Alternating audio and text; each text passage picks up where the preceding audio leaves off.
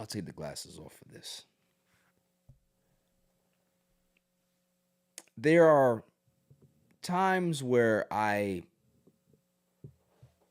am flabbergasted by certain things that people say. And this is no different. I think that Stephen A. Smith has been in our lives for so long that we kind of get numb to his way of delivering messages. But this one I can never get numb to just because of what he said, how he said it, and who he's saying it about. So let's go ahead and go play the video, shall we? We'll play the audio, whatever it is. My only issue with Jimmy Kimmel and this whole brouhaha he finds himself inflamed with is not that, oh my God, you can't say a joke. I am incredibly alarmed by what appears to be our First Amendment rights being attacked. This is what I do for a living. I don't like that. But you know he's coming.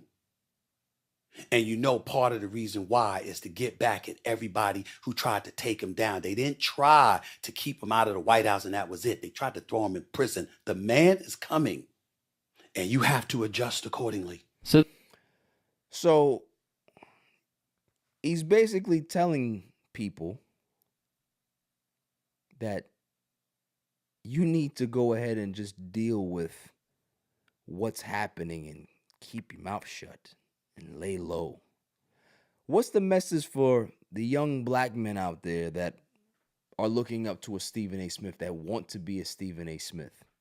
What are you telling them? You're telling them that you need to make sure that you lay low and don't let the massa get mad, because when massa comes home and he wants to go ahead and go, lay out some beatings, you don't want to be the one that he takes. You don't want to be the one to be outspoken and get put in the hot box. This is the type of jigaboo messages that I don't like to hear. I heard Van Latham talk about this video and he said, don't listen to this. I second that. I second that message in regards to don't listen to Stephen A. Smith because he doesn't live the life that you do. Stephen A. Smith has become a grifter. Stephen A. Smith understands that his sporting career is starting to wind down, so he's starting to do his political thing. Why? Because that's the way to remain relevant. You use your sport thing to push the politics. You use the politics to be able to push the sports thing and do this clusterfuck of whatever content that you're making. I seen this grift coming years down the road. I saw what happened at First Take when the program started to get a little bit more clickbaity, to be able to get a reaction out of people. Hell, there's so many people that make political content nowadays that have no idea about political content and politics. Doesn't really matter anymore. It matters that you just have a base and a fan base that'll just listen to you regurgitate garbage. So I'm going to be the person to tell people, hey, I don't have the following like Stephen A. Smith does, and that's fine. But I will give you some good advice. Don't follow that.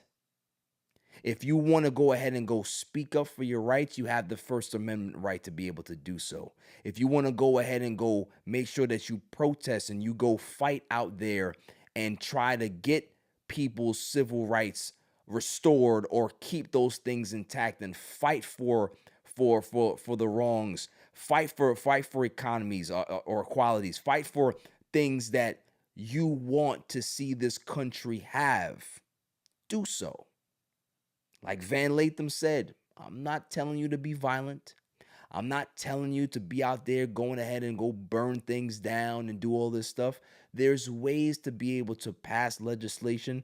There's ways to be able to get things done in this country without necessarily having to go that route.